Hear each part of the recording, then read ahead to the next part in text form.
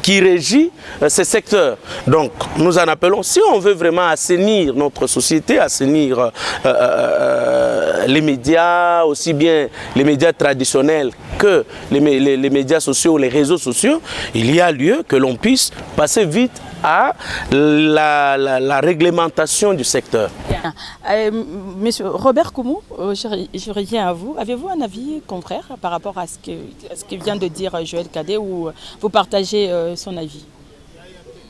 Un point de vue que je suis d'accord avec lui. Nous, quand l'IDPS a été créé sur base d'un constat, le constat est que, au-delà de tout projet de société que nous disposons, la crise que connaît notre pays, c'est une crise d'hommes. La crise d'hommes est avant tout morale et la non prise en compte des principes éthiques. La RDC ne peut faire de la démocratie comme un système qui peut induire au développement social et économique sans un fondement de valeur. Car la guerre que nous avions connue dans ces pays causa plus de 6 millions de morts. La corruption, la concussion, le vol, le viol et les phénomènes d'anthropophagie et du cannibalisme sont autant d'atrocités que connaît notre pays. Donc vous devez compter sur l'UDPS. Pourquoi compter sur l'UDPS? Car il n'y a que l'état des droits, le respect des principes de droit qui va fédérer tout. Et quand tout le monde connaîtra là où commencent ses droits et là où limite ses devoirs, alors on saura gérer le pays. Tout ce qui se passe dans notre pays, c'est un problème d'hommes. Et la crise d'hommes, je souligne, est avant tout morale. C'est pour cela le chef de l'État, le président Félix Tshisekedi, a pris à bras le corps le problème de la moralisation de la société congolaise. Car en Nairobi, il créa avec son ami le cap pour le changement. Le cap pour le changement, d'abord le changement de mentalité. Si et les journalistes, et les politiciens, les agronomes, les professeurs seront transformés mentalement, nous allons construire un État moderne où règne la paix, la justice et la concorde sociale. Bien, bien dit quand même. Bon, je rappelle que vous avez quand même émis votre souhait de faire partie du gouvernement Ilunga Ilukamba, mais cela n'a pas été fait. C'est Eteni Longondo qui a été retenu parce que vous avez représenté l'Équateur. Quel effet ça vous fait de ne pas faire partie? Non. Êtes-vous déçu? Non, je ne suis pas déçu. On a comme l'impression que les doyens de l'UDPS sont jetés dans les oubliettes. Non, au gouvernement, il y a des notables. Le ministre de l'Agriculture, il est membre du comité directeur des vétérans. Il est ministre. Et Madame Toumba, c'est une ancienne du parti. On ne peut pas prendre. Et vous savez, dans ces gouvernements de coalition, l'IDPS On ne sait pas prendre tout le monde. N'avait que 13 postes. Le ministre et le vice-ministre. Alors on ne pouvait pas prendre tout le monde. Et quand vous citez, moi je n'aime pas parler au nom des gens, Eteni est de la Chuapa. Moi je suis de l'Équateur. Il est vrai que nous sommes dans le Grand Équateur. Alors il n'a pas gêné. C'est le choix du président. C'est le choix du président. Le chef de l'État, il sait. Donc vous êtes d'accord Il sait, là où il mettra n'importe quel cadre, il sait là où était bon. Il est venu dans le parti, il est nouveau, il s'est battu pour être ministre. Mais je crois, son rôle est terminé. Moi, je reste dans le parti et je l'organise. Ok. Joël Cadet, vous êtes journaliste, vous avez quand même un œil regardant par rapport à tout ce qui se passe.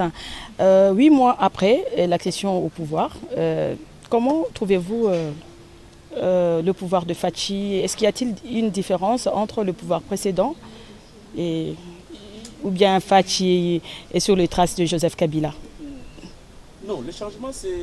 La gestion des Fachi. Non, dans le cas, par exemple, des grandes premières actions qui ont été menées, mais malheureusement mal vendues par le cabinet ou la cellule de communication du président de la République, c'est lorsque vous avez les routes où on a fait longtemps, avec Thomas Louaka, l'université, vous avez Sayo, vous avez l'avenue du commerce, vous avez l'avenue Force, vous avez Bokassa qui sont en béton. Donc ce sont des routes qui ont été pratiquement construites pour une longue durée. Donc ça ne sera pas des quêtes que Kimbuta mettait ou que Thomas Louaka mettait. Vous vous rappelez, l'avenue de l'université, il y a eu beaucoup de temps. Et même Kabila s'est énervé, il a dit mais vous aviez l'office des routes, vous aviez l'OVD, mais aujourd'hui c'est avec les mêmes services, on n'a pas changé du personnel, on n'a pas changé les engins. Les engins étaient là, mais dans peu de temps, on a réalisé cela. Mais je ne suis pas d'accord avec le vieux M. Koumou lorsqu'il dit qu'il y a le changement de mentalité. Mais qu'est-ce qui s'est passé au cabinet du chef de l'État? L'affaire dont on parle de 15 millions. Comment ça se passe? Non, j'aborde un seul aspect. J'aborde juste un seul aspect. L'aspect du traitement de l'information ou du traitement de cette affaire. Le premier média à avoir dénoncé cela, c'est Jeune Afrique. Le premier article. Mais aujourd'hui, allez sur le site de Jeune Afrique, cet article n'existe plus. Il a été retiré. Et quand l'article est retiré, contre quoi? Pratiquement du témétémisme. On retire et on accorde à Jeune Afrique la primeur de l'information. Kamere va parler alors qu'il a Canal Futur, qu'il y a des médias ici, qu'il y a Congo Web, qu'il y a tous ces médias-là. Mais il ne parle pas, il n'accorde pas la primeur ni au Forum des As, ni au phare, ni au potentiel. Non, non, mais c'est ça la corruption même, c'est ça l'immoralité qui continue et que le président Félix Antoine Tshisekedi est en train de couvrir. Et en plus de cela, on accorde l'édition spéciale, l'édition de la semaine passée. 32 pages spéciales système T. Contre quoi? Or, la manchette à Jeune Afrique, vous connaissez, c'est en termes de centaines de milliers de dollars américains. Et une page, c'est en termes de centaines de dollars américains. Donc, ce n'est pas la manchette comme 800 $, nous fixés ici par la NECO. Non, c'est beaucoup d'argent, la manchette. Et les 8 pages là, et puis, regardez la photo de Félix qu'on a mis sur la photo, qu'on a mis sur la manchette. Mais c'est une photo que vous, en tant qu'expert en communication, vous ne pouvez pas donner cette photo-là. Alors, je me dis, mais cette cellule de communication, travaille-t-elle pour la promotion des caméras ou elle travaille pour la promotion de Félix Antoine Tshisekedi? Tout ce qu'ils ont fait ici. Avez-vous déjà vu même un résumé de 10 minutes sur le voyage du chef de l'État pour montrer l'apport de ces missions à l'étranger sur la diplomatie? Et même les 100 jours du chef de l'État aussi, on n'en a pas parlé. La communication au niveau du cabinet du chef de l'État est restée sur les réseaux sociaux. C'est-à-dire le tweet. Comment un professeur d'université comme le professeur, comment il s'appelle, le porte-parole, Kasongo Mayamba, peut résumer la communication officielle dans l'informel? Les Twitter, Est-ce que c'est ce qu'il nous a appris quand nous étions à l'université? Non, ma chère amie.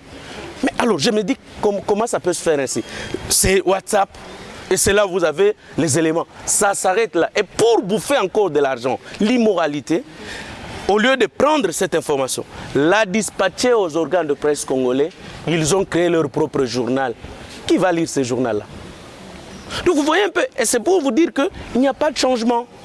Donc les gens se comportent encore, c'est-à-dire au niveau du cabinet du chef de l'État, c'est du business pur et simple. Les gens sont venus pour chercher de l'argent. Monsieur Koumou, Robert, est-ce vrai ce qu'affirme non, moi je ne suis pas membre du cabinet, malheureusement. Vous êtes DPS, hein, je suis membre du parti. Et...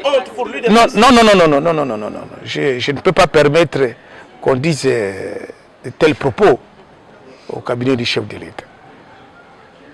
le président de la République a engagé dans son cabinet les gens qui ne sont pas membres de l'UDPS.